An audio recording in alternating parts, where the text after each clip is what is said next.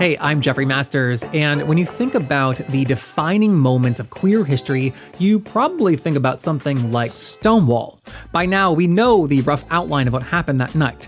There was a police raid at a bar, we fought back, we high-fived, had a kiki, all good stuff. But the Stonewall uprising was a one-time event with a clear beginning and ending. The story and storytelling is already there in that one fiery moment. That's unfortunately just not the case for other history-defining events and places like, for example, the Women's House of Detention, which has a scope and scale that doesn't fit into a tight, easily digestible narrative.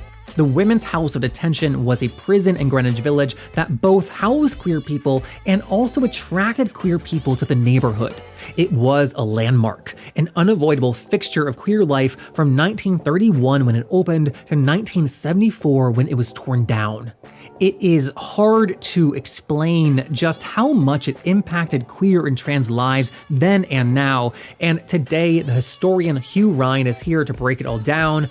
Hugh has a new book out, aptly titled The Women's House of Detention, and it refocuses our history in a way that I think will surprise you. So without further ado, let's hear it from The Advocate magazine in partnership with GLAAD. This is LGBTQ&A.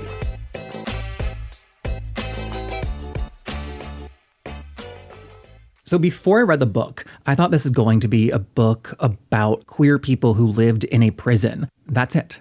And that is only like the tiniest part of why this place mattered. So just to get everyone listening caught up and on the same page, can you give the broad overview, like the brief explanation of why it mattered and why we're even talking about this prison to begin with? I think the reason that I came to write about the Women's House of Detention initially was because it was a prison that dominated Greenwich Village in the mid-20th century, the period where we really start to think about modern categories of what it means to be gay or lesbian or trans, and also where we date a lot of our queer history to and from, right? Greenwich Village in the 1920s, 30s, 40s, 50s, 60s, Stonewall. All of that is swirling around this prison that no one ever seemed to talk about when I talk to people about queer history, except when I started to talk to women and trans men who had been incarcerated there or who had grown up in the bars in the nimbus of the prison. And I discovered all of these data points that told me the prison mattered. Again, when I would talk to people about Stonewall, they would tell me, you know, that night on Stonewall, we looked to the prison because we saw the women rioting and chanting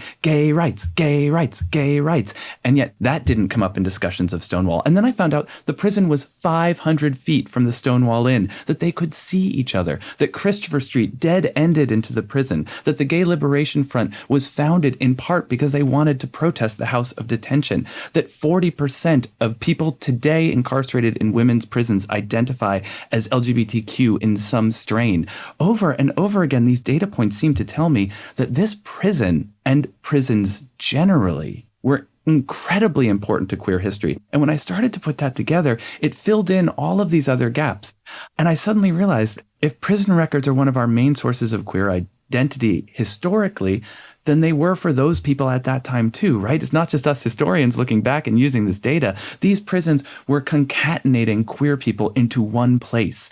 And that place for women in New York was Greenwich Village, the most important spot in New York City's queer history. How could those two things not go together? And I think that for everything you're saying, what kind of like blew my mind was this was not Hugh Ryan kind of like uncovering a secret in history that no one knew about. Like this was a centrally located, prominent building in like the middle of Greenwich Village. It was impossible to ignore.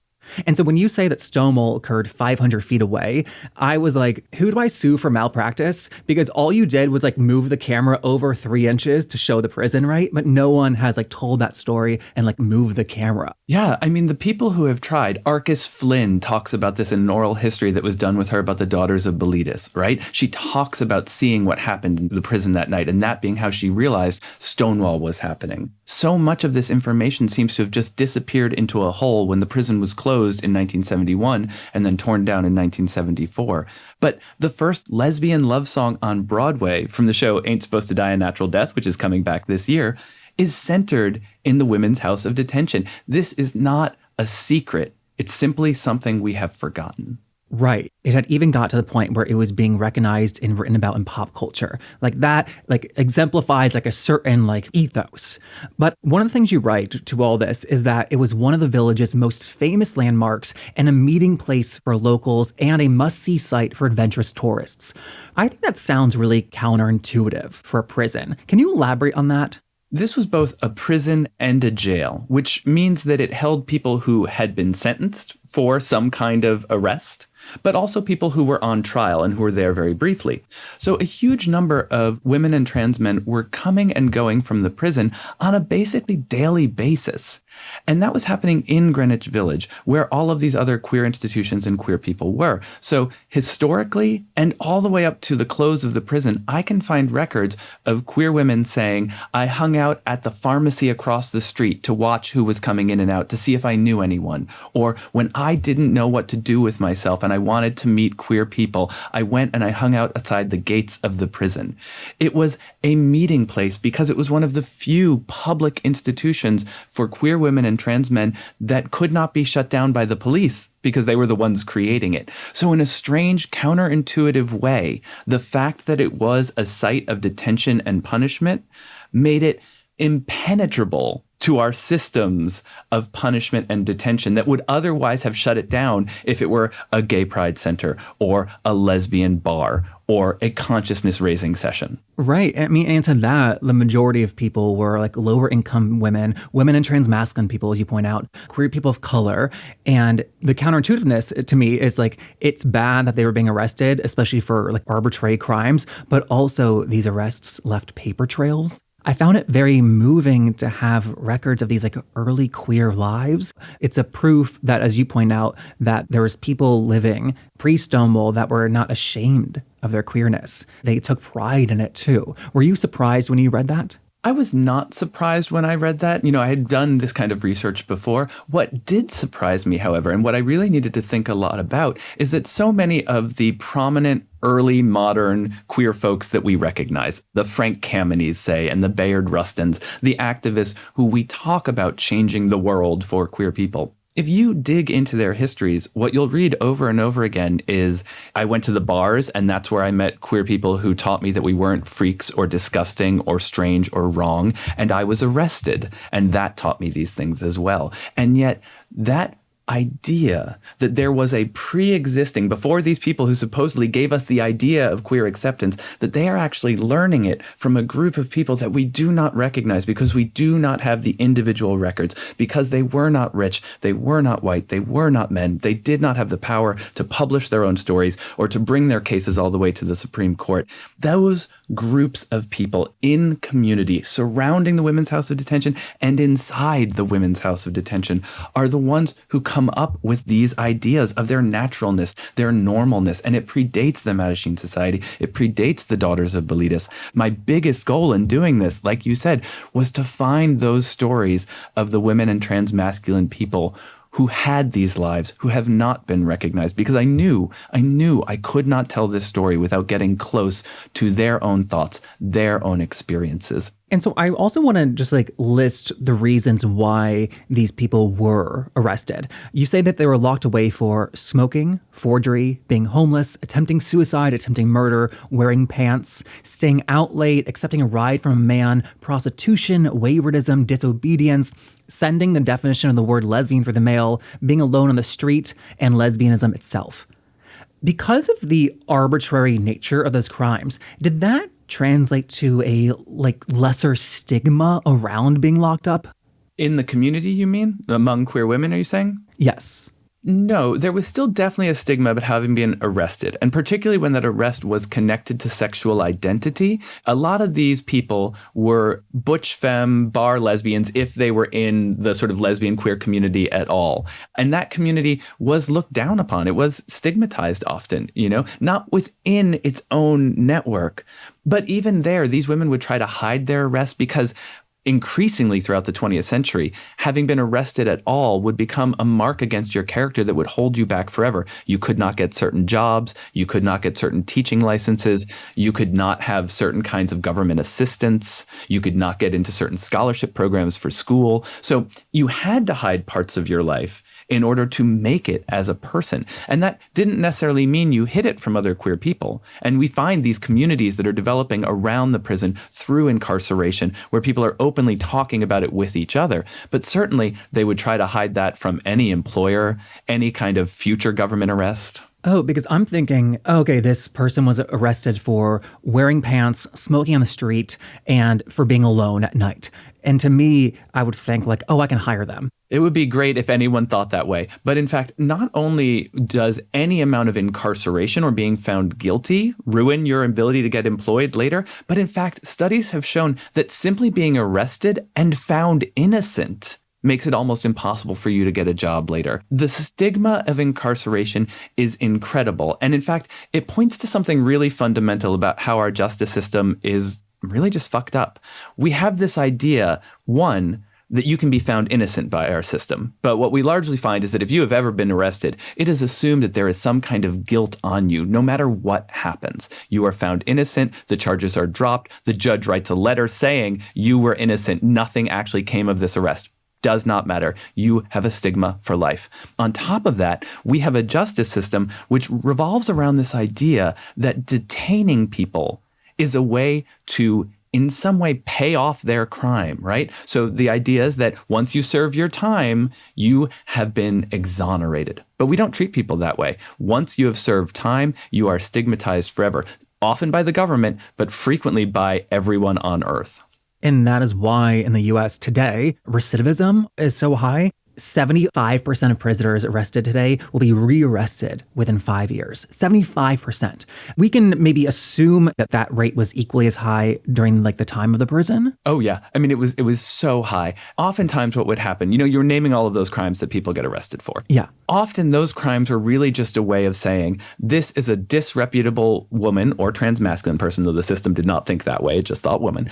Disreputable woman who will not be able to support herself. The real crime, the heart of it, was poverty. Because if you are a woman who is not properly feminine, you will never be a wife and you will never be a maid. And so we need to arrest you so that we can train you inside prison to be properly feminine so you can then become a proper maid or a proper wife. That was the idea. They understood that what was happening is that these people were poor. But then they released them from prison with a record. So you probably can't get employed at all, and with absolutely no support. For most of the time the prison was around, women got released with a dime in their pocket or 25 cents. From the very start of the Women's House of Detention, the earliest annual reports, you see people in the system, judges, lawyers, mayors, saying, if we release these people back on the streets with no support and no money, what are they going to do other than prostitute themselves, steal things, embezzle? We had created a system that almost required them to go back to commit quote unquote crimes in order to survive. And with the sex work of it all, sex work back then was this, or prostitution, as it was called in the law, was an incredibly broad term that could be applied to almost anything. So it sounds like it became a self-fulfilling prophecy. You arrest a woman who was not doing sex work for doing sex work, and then you deprive her of being able to make any kind of income in her life, and she has to resort to doing sex work. Yep. And then you incarcerate her with a whole lot of people who actually are sex workers who can explain the ins and outs of the trade to you. We created a system that made these women become sex workers. And in the law, there is legal precedent in the teens, 20s, and 30s that starts to say, one, arrest for sex work does not require the exchange of sex for money. Two, an arrest for sex work cannot happen to the person paying because the offer of sex is the crime, not the payment for it. And three, men cannot be vagrant prostitutes in the eyes of the law. Now, eventually that changes, and the first men who are arrested under these laws are queer men soliciting, right? This category is used to target people for being incorrectly gendered. And that's why we have this incarceration crisis among queer women and trans men today. Oh, and so because we are not doing any kind of formal education or care to these people in prison, they're learning through each other how to become an actual sex worker. The education's happening, just not for what they want. Exactly. And the system is also educating people about what it means to be queer. I'm not a person who believes that we are born this way and that we have these kind of internal identities that are the same for all of us and are transhistorical and cannot change over time. I truly believe when you look at the experiences of people in single-sex spaces, whether those are ships or colleges or prisons, what have you, what you see over and over again is that there are people who are constitutionally in a sort of way queer, that they would be trans or lesbian or gay almost no matter what, it seems. But there are also many of us for whom the experience of having other options, of being in other situations, can open us to experiences, to emotions. I often like to say that sexual orientation is not fake, but I don't think we actually understand it correctly. Sexual orientation is a guidepost. It is part of what determines the sex and desire that we have, but it is not the only element of it. For some of us, it is predominant, right? That our sexual orientation almost exclusively matches our desires and experiences. But for other people, sexual orientation doesn't have as strong a hold, I think. That it exists, you may be oriented in a certain way, but experiences, emotions, other kinds of attachments can affect it. Homosociality as opposed to homosexuality. I think all of these things actually swirl about and determine how we act as individuals. And when we get caught in this binary idea of you either are gay or you aren't gay, we don't really understand the experiences of people who get to, for whatever reason, exist outside of compulsory heterosexuality. Compulsory heterosexuality being our entire society that is built around the idea that you will end up heterosexual and that there are supports for all kinds of heterosexuality. I'm really glad you brought that up because is a lot of record of like people in this prison who had like same-sex relationships but considered themselves straight and maybe were in opposite sex relationships afterward. But also the way we view sexuality today is so fixed and rigid. And like I have to assume that that is why we have like partially gravitated towards the word queer because of like the kind of like expanse that it allows. Like, am I making false connections? No, I mean, I think that that is definitely part of it. I also think that we gravitated, I will say for myself, towards the word queer because it does something a little bit different than other terms for sexuality. Our first group of terms for sexual orientation and stuff like that are things like sodomite and crossdresser. They're about specific behaviors. They're not about identities. They're about what you do. Our next group of terms like lesbian, gay, trans, etc. are identities based on behaviors, right? Cross-dressers become trans people. Not all trans people are cross-dressers, but fit the category, blah, blah, blah. But that's the kind of evolution of terminology. Queer does something different. Queer indexes where your identity, your sexual identity, which is based on your sexual actions or desires, fits in a hierarchy of identities. Queer is inherently, for me, a political term because it asks, are you stigmatized because of your identity based on your sexual or gendered desires, right? It's doing something slightly different. And I think that's really useful for us right now because I'm going to go on like a 2-minute detour about the evolution of queer terms real fast. I'll time you. Go. In the 19th century, we have this idea of the invert. It's a model that's very much based on the body. It collects certain groups of people, but folks that we would think of as gender normative homosexuals probably didn't think of themselves as queer back then because love between men and love between women was common. It was expected. Everybody lived in sort of single sex lives. Most of the people you interacted with are other men or other women. People like Abraham Lincoln slept in the same bed with their quote unquote male friends for years at a time, right? In that world, gender normative homosexuals are basically invisible. Cities come around, right? We get urban centers. Suddenly, there are tons of people filling these spaces who are able to see each other and understand their desires for each other. And we start to get different categories. We start to break apart that invert category into what we today think of as homosexual, as transgender, as intersex, because we have so many people concatenated in such a small amount of space that they see each other and form communities. We are now going through that process yet again, but with the internet. The internet is doing the same thing that urbanization did for us in the late 19th century. In the late 20th century, it begins to enable people who cannot find each other in other ways to find connections and to establish this idea of themselves. So these categories that are growing that we make fun of all the time now, sapiosexuals, pansexuals, demi, ace, all of this stuff, I see those as the same process that happened in the late 19th century. People are finding each other around stigmatized identities based on their sexual desires, activities, and they are naming them in smaller ways. And they're naming them in ways that, to a degree, reject our understanding of sexual orientation as the only way in which we name these things. Sapiosexual, for instance, this is one I come back to a lot. You see a lot of people making fun of this idea that I'm attracted to people based on knowledge, thought, smarts, intelligence, something that is separate from the body. Oftentimes you'll see people say, oh, that's just bisexuality, right? But bisexuality in a sexual orientation mode says, I am attracted to men and women. That is a sexual orientation that is not about being attracted to a specific gender or body, but to a different type of experience. It's not fluctuating around sexual orientation. And that naming only becomes possible when those people can find each other. In previous generations, maybe they did think of themselves as bisexual, or maybe they thought of themselves as primarily heterosexual, but sometimes something happened, or primarily homosexual, but sometimes something else happened. Now we're enabling that group to sort of come across as a constitutional whole. I don't want to imply that inverts were less real than the categories we have today. We simply are drawing different circles and saying that circle is an identity, and because that circle has been drawn, now people can find each other in it and they can live that identity out.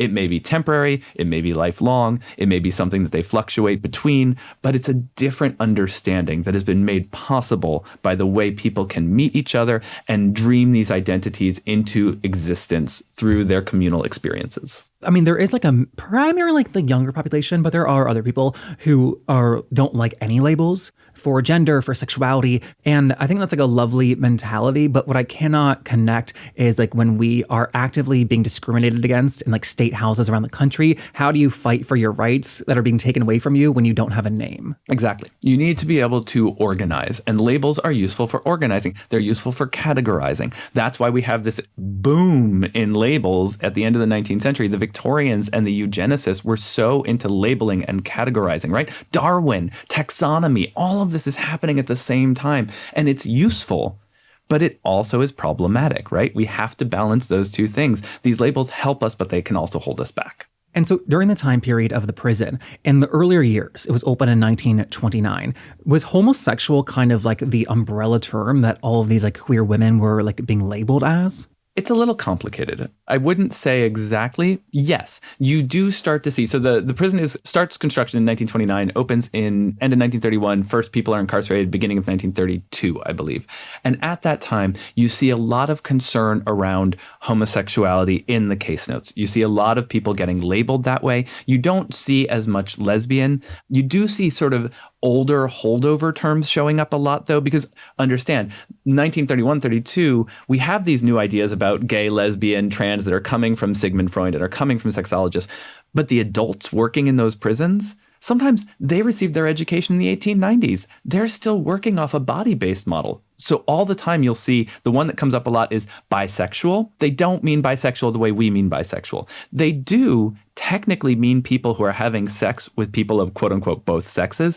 But in their minds, bisexual meant a body that was inverted. You are somewhat male and somewhat female, and therefore you have sex with people of both sexes, but it becomes back to the fact of your body. So in the 40s and 50s, I find all these files where younger queer women, mostly women of color, are expressing bisexuality as a sexual orientation, the way we think of it today. And their social workers are expressing bisexuality and saying, oh no, that doesn't make any sense. You're bodily normal, so you can't be bisexual. And the younger folks are like, that makes no sense. This isn't about my body. I'm not saying I'm not a woman. But to these older people, those two ideas are the same. There is no separation between your body being different and your sexual orientation being different. So to them, my body is different and the body cannot be changed, whereas like my thoughts can when it's moved to the mind. Yes. Right? Yeah, exactly. So in their eyes, they'll say things like, she is menstruating and wants to be a nurse. She's obviously not gay. Which seems insane to us, right? But what they're trying to get at is her body is the right kind of body, therefore her gender is the right kind of gender. Therefore her sexuality must be in line with those other two things. We can fix her. Wow. I'm fascinated by our changing labels, and we live in a time right now, and I don't know if it is unique to our history or if labels are always changing, but they've been changing so quickly, just our lifetime. And I find that amazing, but I also don't know if that's unique. I think that it happens anytime we see large population clusters gathering. I mean, you go back historically, there's a reason there's so much queer history in London. There's a reason there's so much queer history in Baghdad, right? These places are population centers where we can see different kinds of life and experience and desire and name them in community. But the other thing I would say about that is, regardless of the naming and the labeling and those changes, the law does not need names, labels, or even laws in order to crack down on behaviors that they think are immoral or bad. So while I think it is very important that we understand how these names and labels change and how they change communities, how these ideas shift and form, the thing that I do want to focus back on is that women and girls and transmasculine people, even though the law wasn't thinking of them that way, got targeted for being immoral by our prison system. And now that has a lot to do with gender.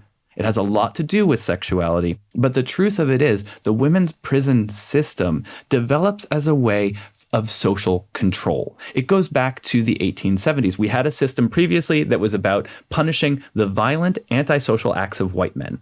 Post-Civil War, as Black people of all genders and women of all races are having more and more space in the public sphere, that system is repurposed for social control. So things men, particularly white men, were never arrested for and were never incarcerated for: public drunkenness, hiring a prostitute, drug use, all of these behaviors become criminalized when the wrong groups of people are doing them.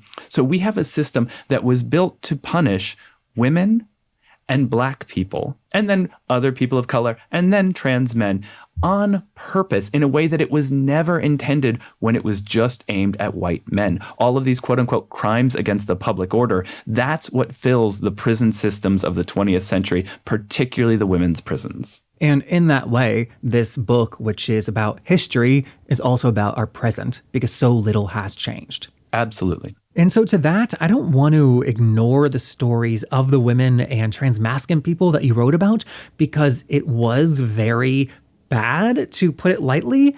And a few months ago, we had Jay Toole on the podcast, who talked about her experience being locked up at the Women's House of Detention. And she shared a story about the horrifying physicals that they underwent. That story didn't actually make it into our final cut, so no one's heard it. But I thought we could play it now, if that's okay with you. Yeah, if that's okay with Jay too. I want to make sure that this is something she was okay with sharing it. Yes. Oh my God. Yeah. I appreciate you asking though. Fabulous. Yeah. So this story from Jay, it is very graphic in terms of sexual assaults and violence. Just a heads up there to everyone. You can fast forward 50 seconds if you want, but I do think it's important because it is a testament to just how traumatic things were for the prisoners. So let's play it. The nightmare of it was, the physicals they give you when you first go in were horrendous. I always remember this one time I went in. They do a cavity search of you, but that's not the worst part. The worst part is when you go to see the doctor. Call him a fucking doctor. And I do remember this one time where he got me up on the table, and it felt like his whole arm was up inside of me for a very, very long time. When he was done, he said, "Get off the table," and I couldn't move. I mean, the pain was so bad, I couldn't even move off the table. And when I did, the blood started coming down. And he threw me a paper towel and said, "Hurry up. I have other prisoners out there that I have to examine, blah, blah, blah, blah, blah." And I can feel it in my bones as I tell that story. I can still feel it in my bones. I can taste it, what was done. Oof. Yeah, that is a horrible story. Jay told me that story as well. And it's one that almost every person incarcerated in the House of Detention talks about. And that is the reason why I thought it was an important testimony to play, because it was not just a unique one-person experience. This was commonplace, as you wrote in the book. Yeah, absolutely. The first protests against the prison are about these physicals, because not only were people being given a physical examination, they were also being given a forced enema, they were being given a cavity search, that were looking for drugs, which in the 1950s, there's actually a report written by an associate warden where he says they have never found any drugs in 20-something years of cavity searches, right? So not only is this invasive and awful, it's useless. And then on top of that, what they were searching for aside from drugs were signs of sexually transmissible infections, which in the earliest years of the prison, we're talking gonorrhea, we're talking syphilis. These were things that could not be cured well. The tests were not very good. And because of this thing called the American Plan, which started under World War I but continued all the way up to the 70s, it enabled districts around the country to incarcerate any woman, technically it could have been person, but it was only women, who was either had gonorrhea or syphilis or was thought to have it until she was cured. And cured meant being pumped full of things like arsenic and mercury for months at a time. You might be picked up, like we talked about earlier, for smoking or accepting a ride with a man. You then get found innocent, let's say, or the charges get dropped. But in that time, they've already tested you for gonorrhea and they found that you were positive. The test might be wrong. That happened frequently. Didn't matter. You would then spend 6 months in a detention hospital or in the House of Detention or in Bellevue being treated with these toxic drugs before they would release you back out onto the street. In fact, we didn't have good treatments for syphilis and gonorrhea until the sulfa class of drugs comes about in World War II. And in World War II, they tested those drugs non-consensually on imprisoned women at the House of Detention. Right? Women were seen as vectors for disease that could be spread to men, particularly soldiers. And that is part of the reason we have these brutal physicals, because they were not about the health of the women and trans men who had been arrested. They were about the health of the imagined important people who were white men. And what has carried over to today is that if someone commits a crime and they're locked up, we kind of have just mutually agreed that as a society, they can suffer, horrific abuse and rape and poor living conditions. And that is just a result of their convictions. We turn our eye away from it. Not only do we make systems that violate them, like these systems of quote unquote healthcare and these cavity searches, but we then turn a blind eye to the 1 in 12 people every year who are sexually violated inside the prison system. And that's just reported, right? When we imagine how many people are violated by the system itself or do not report their violations, we have created a system that routinizes sexual violence. And so Jay Toole, who we heard from, she describes the prison as a nightmare and a playhouse. And you make the really important point in the book that calling it a playhouse, it didn't erase the overcrowding or the hard conditions. It is more of a testament to the resiliency, right? Not a reflection on the prison itself. Absolutely. So many queer women, even while talking about how awful the prison was, you see Audre Lorde and Joan Nestle and all of these folks saying it was awful, but it was also a symbol of community. When you have so few other places and when the government is mushing you all together into one place, it can't be anything else, right? Prisons will never be anything but prisons, but prisoners will always be so much more. Right. Also, with the Gay Liberation Front, that's something I think that people know a passerby's amount of knowledge about. We've talked about it on the show before, and yet one thing I did not know is that the Gay Liberation Front's earliest protests took place in front of the prison, protesting the conditions there. Yeah, this in fact is how the Gay Liberation Front forms, to be honest. Right after Stonewall riots, we've got these organizations like the Mattachine Society and the Daughters of Bleedus, which are called homophile organizations.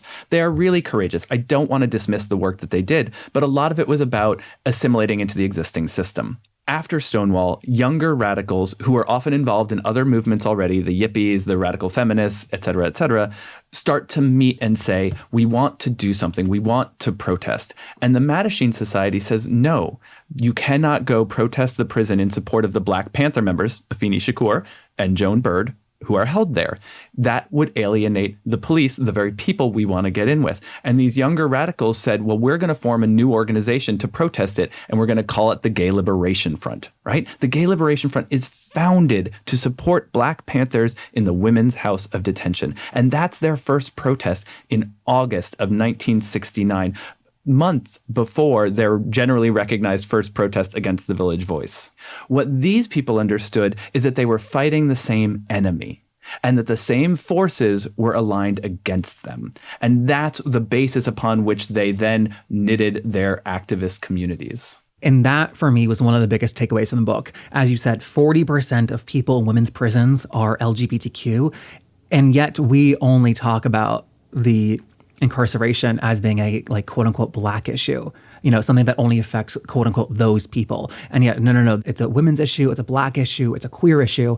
And I think I haven't heard incarceration framed that way before. And honestly, I, came to this thinking prisons were bad and could be made better. Yeah. What I understood after looking at this historically is that prisons are based on a poisoned root, a terrible understanding of justice. They cannot be improved. It brought me to a place of abolition to understand the historical mechanism by which our prisons became what they are today. And that, I think, is what is so important for me when I look at that 40% statistic, when I look at the prison system. It is not redeemable. Along with bringing me to a place of abolition, this helped me to understand a different idea about what LGBTQ political movements could be. Because what prisons are, largely, are places where uncared for people who are poor, Black, queer, abandoned by their family, mentally ill, chemically addicted, get a minimal service. And that service is provided only as a mechanism for keeping them away from people who actually matter, non-incarcerated people, rich people, white people, men, etc., etc., etc.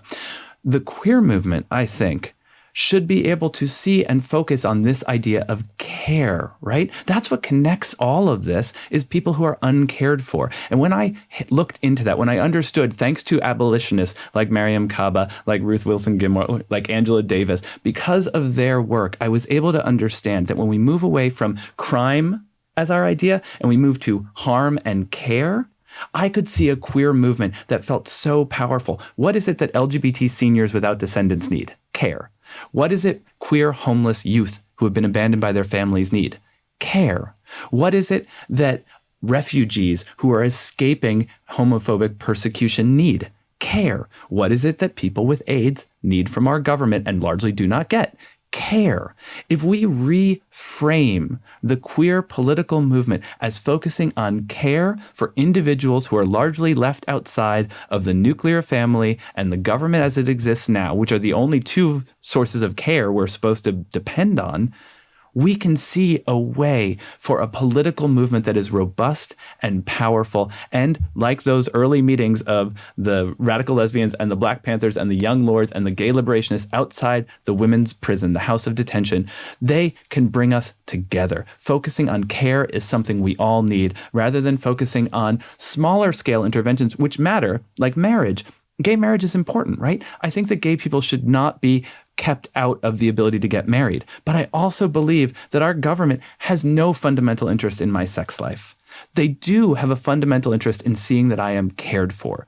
So instead of fighting for a system that allows two gay people to get married, maybe we fight for a system that says everyone deserves care. Relationships of care should be supported by the government and should get tax benefits and should be allowed other kinds of status, because that is work that will not fall on the government if we do it. Those are people who will be cared for and will not end up in prisons, asylums, emergency rooms, and on the street. Care is the rubric that abolition brings me to. I love that. Thank you for spending so much time today. This is fantastic. Thank you. I mean, I'm so excited to talk about this, and you spent so much time thinking about it. It's obvious, and you had great questions. And that was Hugh Ryan. His book, The Women's House of Detention, is out right now, and I highly recommend it. Now, that other voice you heard in the interview was from the amazing Jay Toole. There is a link to the full interview with her in our show notes. And if you'd like to see a picture of the House of Detention, for me, seeing this monster building in the middle of the neighborhood really helped to clarify just how prominent of a place in the village it was. So if you want to see that, we've also got a link to our Instagram in the show notes where we've posted a picture of it. So that's on Instagram right now at LGBTQ pod. And then as always, you know it's coming, we have to ask, as always, if you enjoyed this interview, please help us spread the word. It is the #1 way you can help our show continue to remain free, so please post on social media, send a text to your friends, all those things are deeply appreciated and helpful. Thank you so much to everyone who does that. We're brought to you by The Advocate magazine in partnership with GLAAD. I'm Jeffrey Masters. I will see you next week.